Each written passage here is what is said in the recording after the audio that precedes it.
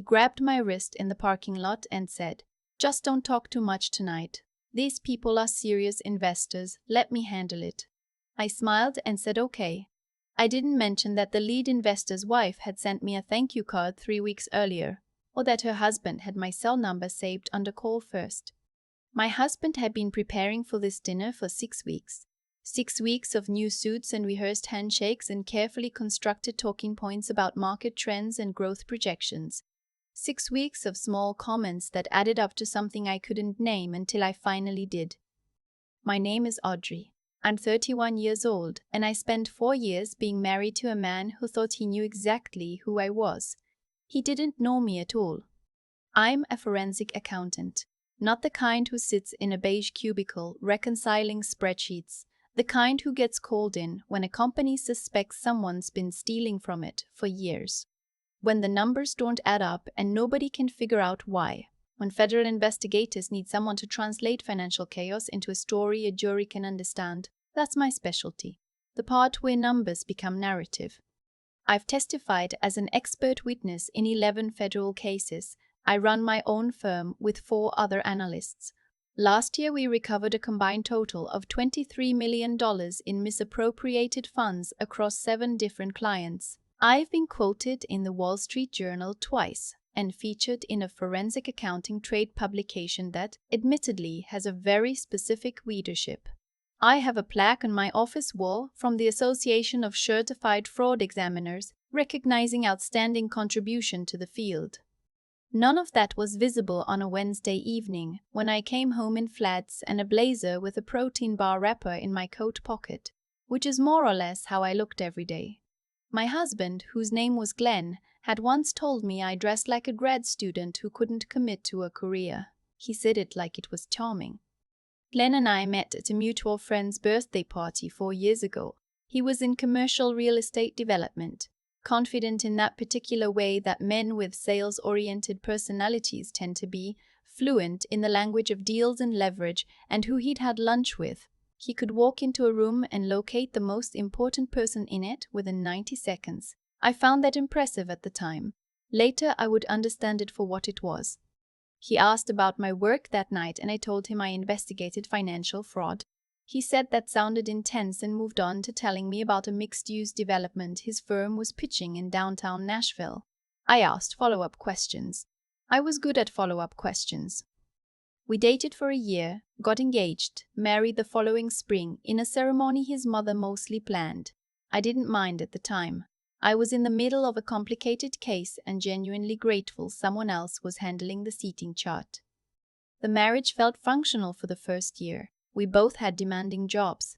We had a nice apartment in Germantown, a neighborhood in Nashville we both liked, and a shared routine that involved good coffee and Sunday farmers markets and dinners with friends. I told myself this was what adult partnership looked like: practical, comfortable, grown up. What I didn't see, or chose not to see, was that Glenn's version of our marriage had a shape I didn't quite fit. He talked about his work constantly, not as sharing, but as reporting. The way someone gives a briefing. I would listen and ask questions and offer perspective when it seemed useful. When I talked about mine, I could feel the room temperature drop slightly. He'd nod in the way people nod when they're thinking about something else. If I mentioned a case detail that was particularly interesting to me, he'd say something like, "That's wild," and change the subject. He came to exactly one work event of mine in 3 years. A small reception at a hotel near our office, not even a formal ceremony. He spent most of it on his phone and afterwards said the appetizers were disappointing. The comments about my appearance started around year 2. Gentle suggestions, framed as love. "You'd look amazing in something a little more polished. You have the figure for it." Or, "Have you thought about doing something different with your hair? Just for like date nights." I told myself he just cared about how we presented as a couple. I was good at explaining things away. Then 6 weeks ago, Glenn came home with an energy I recognized. The kind he had before a big pitch. He was practically vibrating. He'd gotten us invited to a private dinner at the home of a man named Walter Hutchins. Glenn said the name like I should recognize it, which I did, but not for the reason he assumed. Walter Hutchins had co-founded a regional private equity firm about 15 years ago. His firm had invested in a dozen commercial real estate projects across the Southeast. Glenn had been trying to get in front of Walter Hutchins for 2 years. "This is it," Len said, standing in our kitchen still in his work clothes. "This is the connection I've been building toward." His assistant confirmed us for next Friday. Dinner, maybe 12 people. I said, "That sounded great." I meant it. "I need this to go perfectly," he said. Then he looked at me in a way that had become familiar. Not unkind exactly. More like assessing. "I'm going to need you to be on your best tonight. These aren't regular people, Audrey. Walter Hutchins doesn't do dinners like this for no reason. Everyone there is going to be vetting everyone else." I said I understood. "Just, let me lead the conversation. You can talk, obviously, but let me set the tone. Don't go into all the technical stuff you do." People's eyes glaze over. He said this gently, like a reminder rather than a criticism. "Just keep it light. Say you work in finance and leave it there." I said okay. That was the beginning of 6 weeks of low-grade conditioning disguised as preparation. He suggested I get my hair blown out professionally before the dinner, not a trim, a full blowout.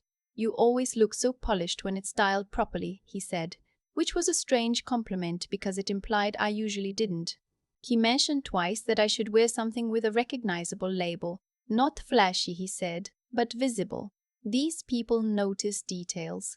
He told me to stay away from talking about anything work-adjacent unless asked, and even then to keep it brief. He told me to let him introduce me, not to introduce myself, because first impressions are about positioning. I listened to all of it. I didn't argue or correct him. Part of me was genuinely curious how far this would go, how clearly he would reveal what he actually thought of me when something he wanted was at stake. The thing I didn't tell him, I already knew Walter Hutchins. 8 months earlier, my firm had been brought in to investigate a financial discrepancy at one of Hutchins Capital's portfolio companies. A mid-sized logistics firm based in Murfreesboro had been hemorrhaging cash for 3 years. 2 previous audits had missed it. We found it in 6 weeks. A former operations VP had been running a ghost vendor scheme that had siphoned out just under $2 million over 4 years. We documented everything, testified in the civil proceeding, and helped Hutchins Capital recover about 70% of the loss through insurance and litigation. Walter Hutchins had sent my firm a handwritten thank you note. His assistant had called me personally when we wrapped the case. His CFO had referred us to 2 other firms in their portfolio with similar concerns, both of which became ongoing clients. I had mentioned this project to Glenn exactly once, about 7 months ago. I told him over dinner that we'd closed a big case, a recovery for a private equity group. He said, "Nice," and asked if I wanted the last of the pasta. He never asked the client's name, never connected the dots. I don't think it occurred to him to try. So I let him coach me. I sat through the briefings about how to stand and who to make eye contact with, and how to describe myself in a way that was palatable to rich people. I got my hair blown out. I bought a dress from a boutique on 12th Avenue South that cost $300 and was exactly elegant enough to satisfy his requirements. When he approved it, nodding with that particular expression of relief he had when I met expectations, I felt something I hadn't quite felt before. Not anger, something colder. Recognition. The night of the dinner arrived gray and slightly cold for April. Glenn was dressed before I was, new suit, a tie he'd bought specifically for this occasion, shoes buffed to a mirror shine. He kept checking his reflection in the hallway mirror with the focused intensity of an athlete visualizing the game. In the car, he went over his strategy one more time. Who would be there? What he knew about them? How he planned to position himself? He was going to mention the Belmont Corridor project he just closed. He was going to express interest in Walter's perspective on the Southeast industries market. He was going to be warm but not eager, confident but accessible. "Just remember," he said as we turned onto the street where the Hutchins house was, "these people are operating at a level we're still working toward. So tonight, follow my lead. Don't oversell yourself. don't make it weird by going into the forensic stuff. Just be charming and let me do the heavy lifting." He paused. "Can you do that for me? Can you do that for me?" "Yes," I said. We pulled up to a house in the Forest Hills neighborhood, one of those quietly expensive properties that doesn't announce itself with gates or columns, just age and good landscaping and windows that glow warmly from inside. The kind of house that says we don't need to impress anyone.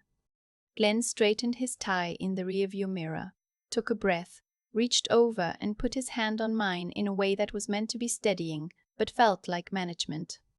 "You look great," he said. "Just be yourself, but, a polished version." I let myself into the car and walked toward the front door. A woman I recognized answered, Walter's wife Eleanor. She'd been on a few calls during the case. She registered me immediately. "Oh, thank goodness," she said, taking both my hands. "Walter has been talking about you all week. He told everyone you were coming." Glenn went still beside me. "It's so good to finally meet you in person," Eleanor continued. "The work your firm did for us we were so relieved.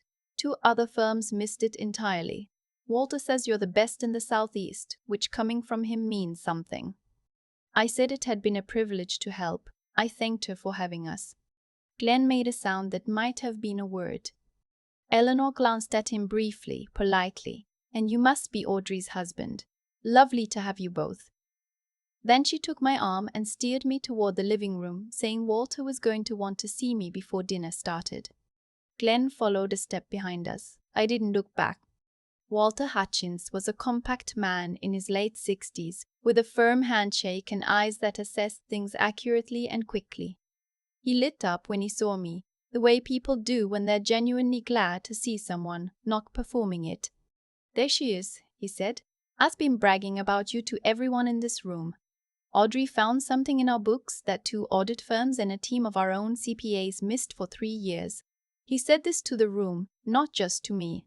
Several people turned. "She saved us from a 7-figure ongoing problem and put together testimony that held up under serious cross-examination.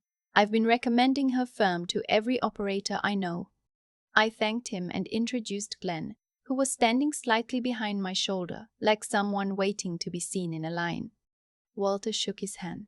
"Great woman you married," he said pleasantly, and turned back to ask me about a warehousing company in Chattanooga he'd just acquired, and whether I had capacity to do a clean audit going in. I looked back at Glenn once in that moment. His face was the color of a sheet of paper. He was holding his champagne glass so carefully it looked like he thought it might shatter. I excused myself a little later to get a drink, and Glenn caught up with me near the bar. "You work for Walter Hutchins," he said. Not a question, almost a whisper. "I told you we closed a big private equity case," I said. "You weren't interested in the details." "You didn't tell me it was him." His voice was low, controlled, but there was an edge underneath. "You didn't ask," I said, and I kept my voice even because I was not going to have this conversation here, not in Walter Hutchins's house. Not while a partner I'd worked hard to earn was watching from across the room. Glenn spent the rest of the dinner trying to find his footing. He introduced himself to people, mentioned the Belmont Corridor project, asked about the Southeast industrial market. People were polite. Walter's world was not a world where you bought your way in with surface-level deal talk and a new suit. These were people who had known each other for decades, who had watched each other's companies grow or fail, who evaluated character over years, not over one dinner. Without the Hutchins connection he'd planned to cultivate, Glenn was just a real estate developer at a dinner full of people who already had real estate developers they trusted. I had 3 conversations that night that resulted in formal introductions the following week. A manufacturing company owner who needed a clean bill of health before a sale. A family office CFO who'd been worried about a portfolio company for 2 years. A board member who wanted to understand what forensic accounting could actually accomplish practically in a private equity context. These weren't just business cards. These were the beginning of real engagements. The drive home was very quiet. Glenn drove the way he'd driven to the dinner, hands on the wheel, jaws set. But this time the tension was different. Not anticipation, something that had curdled. We sat in the driveway for a moment after he turned off the engine. I just want to understand, he said finally, why you never told me. I told you we closed the major case. You didn't tell me it was Walter Hutchins. You let me walk in there thinking I was. He stopped, tried again. You made me look like an idiot. You made that decision when you spent 6 weeks coaching me on how not to embarrass you, I said. My voice came out quieter than I expected.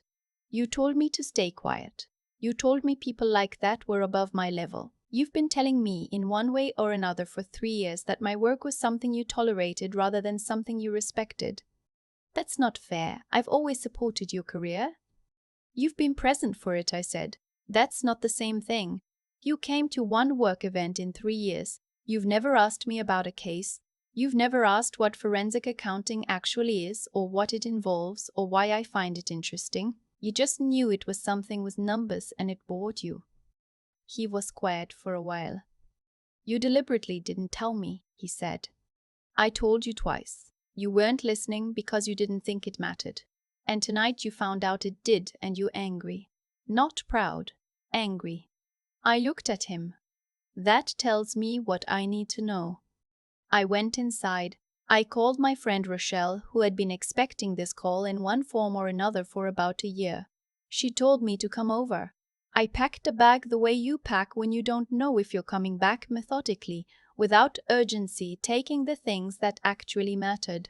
My laptop, the good coffee, the photograph of my grandmother that I kept on the nightstand. Glenn appeared in the bedroom doorway. You're leaving. I need space to think. Over one dinner? Over 3 years, I said. The dinner just made it legible. I zipped my bag and walked past him down the stairs. He followed but didn't stop me. I got into my car and drove across town to Rochelle's apartment, which smelled like candles and had a guest room with good pillows, and I sat on the edge of that bed for a long time before I let myself feel anything. The texts started the next morning. They were what you'd expect. First, apologetic, then explanatory, then slightly accusatory, then apologetic again. I read them without responding, not because I was being strategic, but because I genuinely didn't have anything to say yet. I hadn't figured out what I wanted from the conversation, which meant I wasn't ready to have it. On the 4th day, he sent a longer message. He said he'd been thinking. He said he recognized that he hadn't been as curious about my work as he should have been. He said he wanted to understand, wanted to do better, wanted to have the marriage we'd promised each other. He said he loved me and didn't want to lose me over a misunderstanding. I read it twice. It said the right things. What it didn't say was, I'm sorry for telling you not to talk. I'm sorry for deciding your career was background noise. I'm sorry I didn't know who you were after 4 years because I never tried to find out. It was the apology of someone who was sorry for the outcome, not for the cause. There's a difference. I called him. He answered on the first ring. I want to come home, he said immediately. I know, but I don't think we want the same thing. What does that mean? You wanted a wife who would look good at your events and not get in your way. I wanted a partner who was actually curious about my life. Those aren't the same marriage. I kept my voice steady, and I don't think you even saw the difference until someone you wanted to impress told you that you'd married someone impressive. That's not respect, that's reflected light. Silence. I'm going to file for divorce, I said. I wanted to tell you directly. He didn't have words for a long time. Then, Audrey, please. Take care of yourself, Glenn. I hung up. The asset division was uncomplicated. We'd kept our finances mostly separate, which had seemed like practical convenience at the time and turned out to be a quiet form of self-protection I hadn't known I needed. My firm was entirely mine. The apartment lease was in his name. We'd split the furniture we bought together, divided the joint savings account down the middle, done it in 2 meetings with a mediator and no litigation.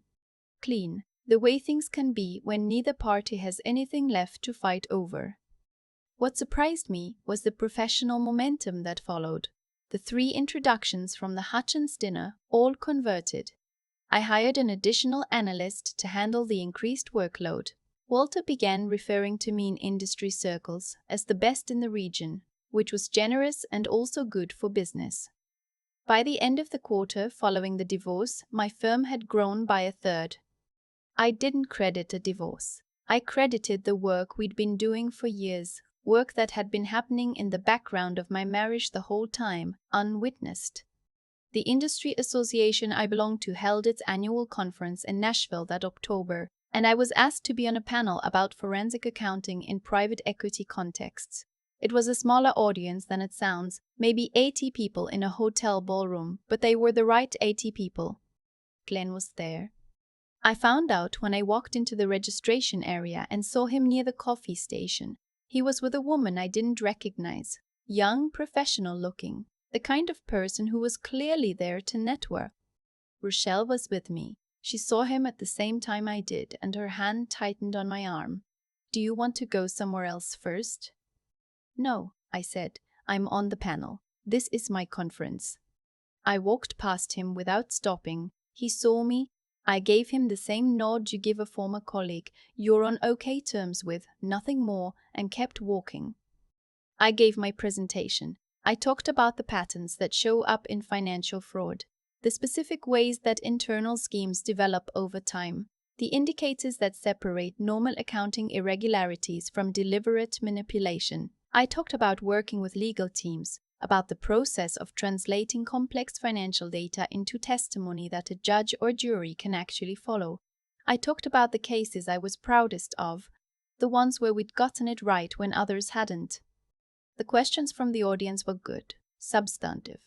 The moderator told me afterward that it was one of the stronger panels they'd had in years. Glenn found me in the hallway after the session ended.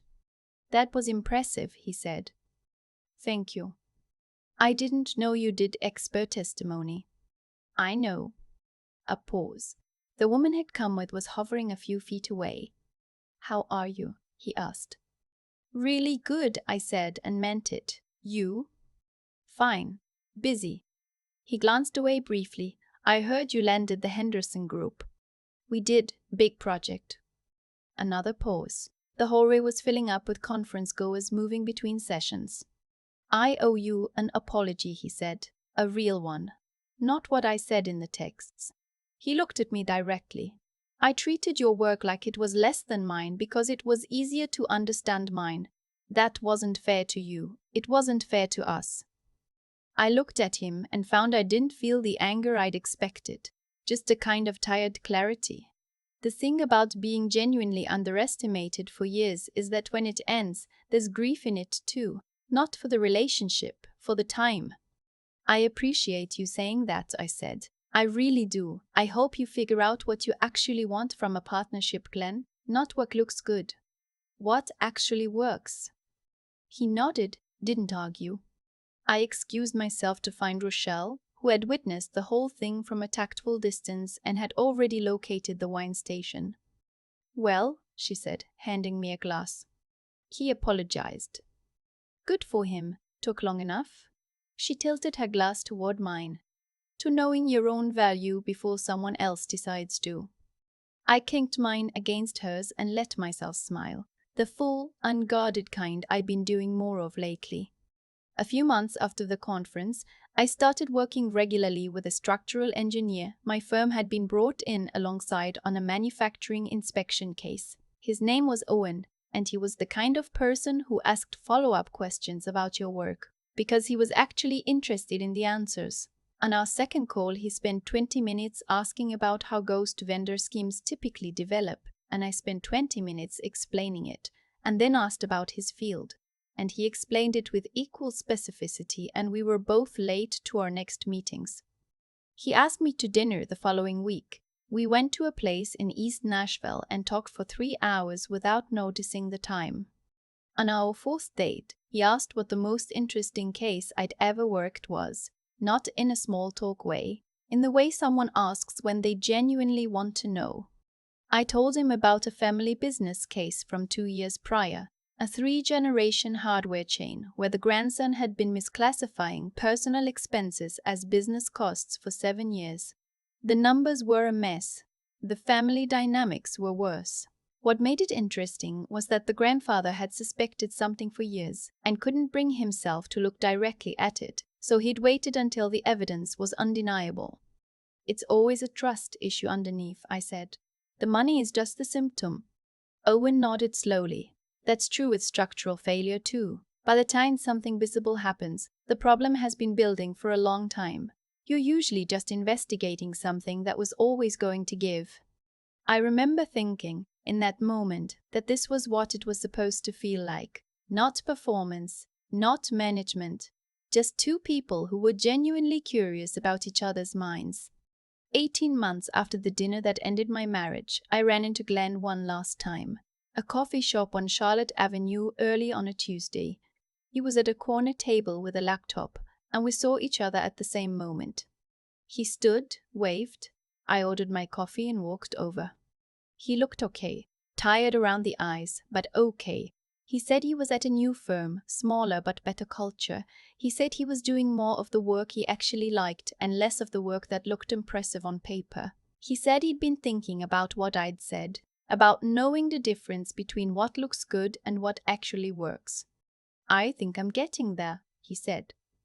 Good, I said, and I meant it.